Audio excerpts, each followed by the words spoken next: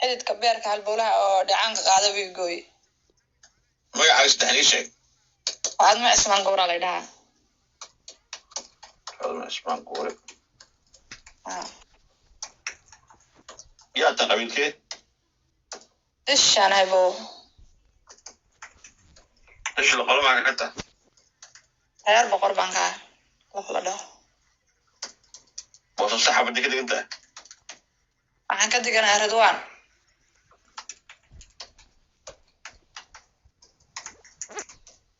xabad Ridwaan imse jirata 40 waa jira 40 sano hooyada ma noosha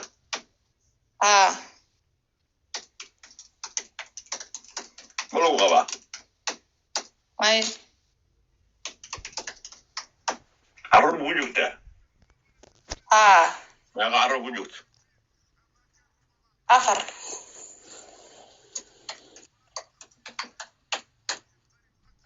dhakhtarka ku qaba maxaa leeyahay saddex ku qalay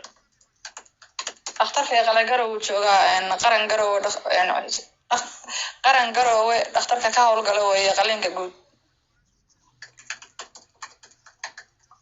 qaran garow hospital mataqaana magaciis waxa la makaayil wala yaqaana maxaa laga qalay xamiiti baa laga qalay anigoo caafimaad qaba xamiitida kaliya xanuunaysa baan u tagay hadaan waxaan u tagay marka hore dhakhtarka xamar oo marka u tagtay hadda sanadii 5 bilood baa waxa laga joogaa adigu sanadii bar baa laga joogaa intaas oo dhan cusbal baan ka daba wareegay ilaa xilligaas oo la jiiday mar baan qof adigu naafa oo kala taan iska ahay naafa dhibaatadan isaga ay geysteen oo caafimaad qaba baan u tagay oo fiican waxay saaran computer buu saaray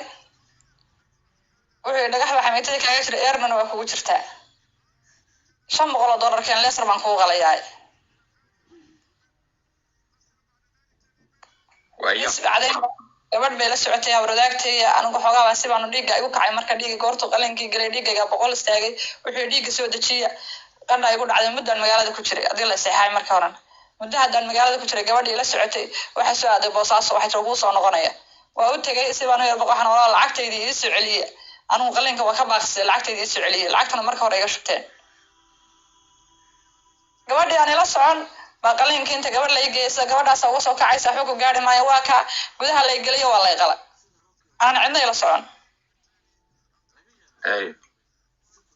adeen meeshii baa wax la anigu wiil garanayo seedigi meesha lagu qalay baano koomadi ka bixi waayay teleefankayga oo dhacayo koomadina galayo ka baxayo oo ka bixi waayay marba meel iga durayso meesha soo istaagay war gabadhan waa garanaya maxay tahay gabadhan dadkeeda ma taqaana teleefanka la wacayo qoobay dheen wiilkii teleefankii uu qabtay gabdhaha soo wacay garoowa jooga war gabadhaas aa ka roortay naga tagtay mana hayno war gabadha cistaalka ku jirta waatan koomada ku jirta bal soo orda hay bismillaahir rahmaanir rahiim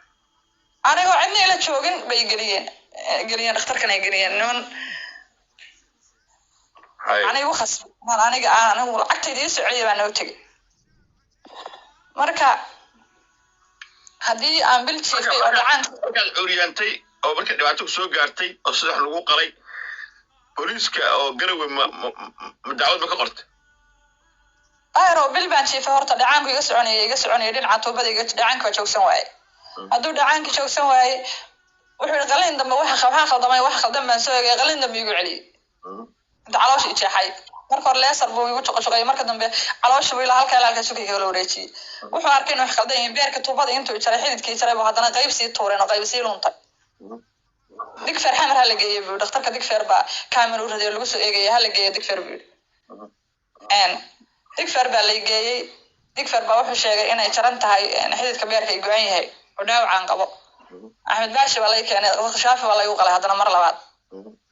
tuuba laga soo galiyay dhinaca laga soo galiyay 7 bilood baa tuubada dhinaca iga lulatay oo aan garow joogay qarda joogay oo xagaabiyada qarda joogay dhacaanka tuubada halka laga shubay 7 bilood iyo 3 bilood dhakhtarkiisa jiifay iyo 3 bilood xamar ku qalaa xamar jiifay dad baa wax isugu ka dardaray waxba la isugu ka dardaray la ururiyay hindiya la geeyay eerna qalinkii u gashay caloosha saay kala dilaacday ballaadhi kala dilaacday haddana ilaa kalida kala soo wareegtay 2 eerna waa weynaa tay galay يعني قلينا دي وقلي xididkii way hindiya la isku xidhiidhiyey hadda 2 bil meelahaasaan joogaa intaasoo dhanna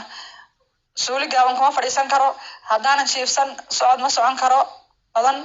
fadhina ma fadhiisan karo badan haddaanan jiifsan amaanan meel ku tiirsan qofka naafada waa ilmo yarar baan korsanayay marka booliiska tagtay ma dacways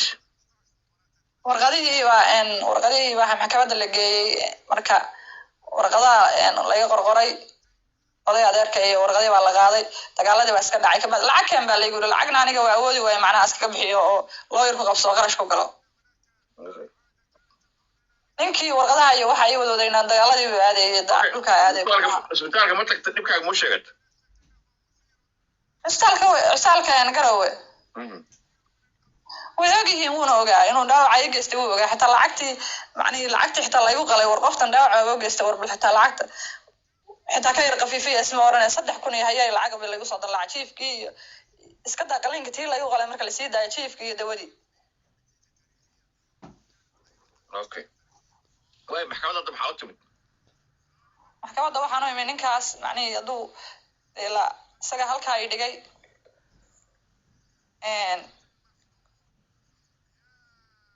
inuu xaqaygii layga siiyo midda kaleto lacagtii hindi laygu geeyey xamar laygu geeyey 10,000 baa laygu qof xanuunsan baan ahaa soo maaha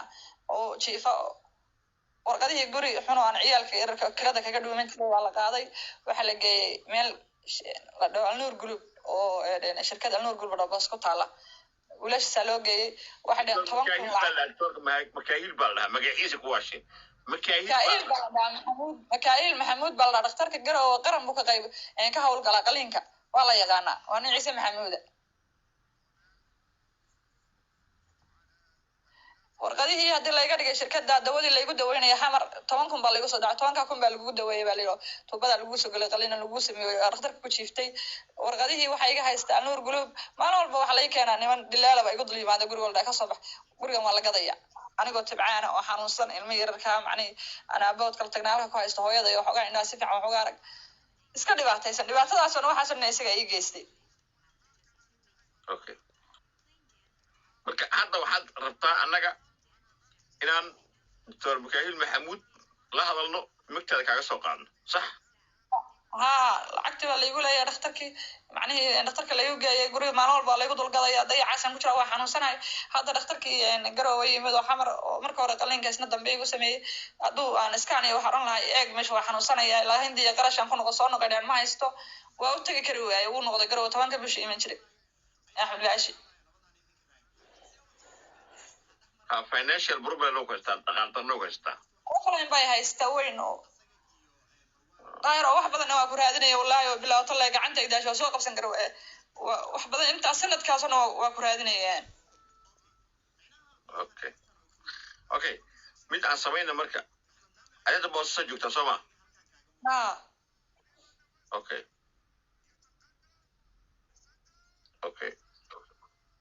haya mid aan sameeyno daaga baris kiiskaga aan xaqadiisa aan raadin bridam la maalmo عبد الحليم اللي هذا ندريا عن أختار كسوق جانو كوب بوليس كم أعطينا الريبورت كأصوه منه هذه نبكي تلاقي جوجل ستيت ستوصل لجوا عاونا أسكنا محكمة اللوجية أنت كيرنا أما سبتال كله أنا قاعد سبتال كله قش صح ما فهمت أيه لما المرة كم غناني الساعة لما المكتب أنا قوي سكون هنا ما نسي عبد الحليم اللي هذا بنك حنو أنا بحس صار عم شنو صوبار هاي خير الله ينسي هاي السلام عليكم هاي بسم الله الرحمن ترشح أرنتاس دبتوين وأبو سومالي وحرس أنا ما سكرت